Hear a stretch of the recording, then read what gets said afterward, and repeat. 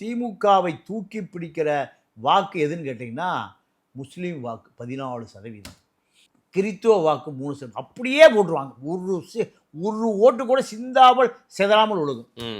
அதே போல் விசிக ஓட்டு, பட்டியல் சமூக மக்கள் அப்படியே போட்டுருவாங்க. இப்போ திமுகவுடைய சேதாரங்களே இதுதான். இது எல்லாமே எங்கே போச்சுன்னா முஸ்லீம் இளைஞர்கள் இளைஞிகள் அப்படியே விஜய் போட்டாங்க.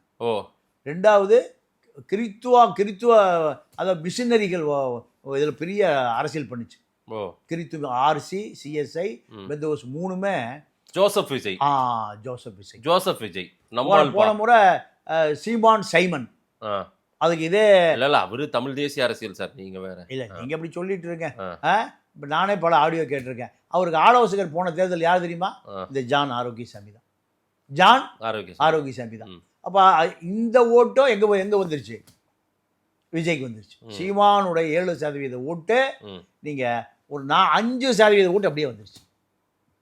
நீங்க டெபாசிட் வாங்காது பாருங்க சீமானுடைய கட்சி. அதே கதை தான் விசிகா.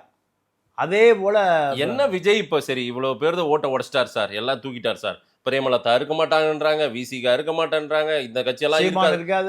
இதெல்லாம் சொல்றீங்களே, நீங்க என்ன சாதிக்க போறாரு விஜய்? அதை சொல்லுங்க. ஒன்றும் சாதிக்க முடியாது. என்ன இது? ஆமா, உண்மை தானே சொல்லணும்.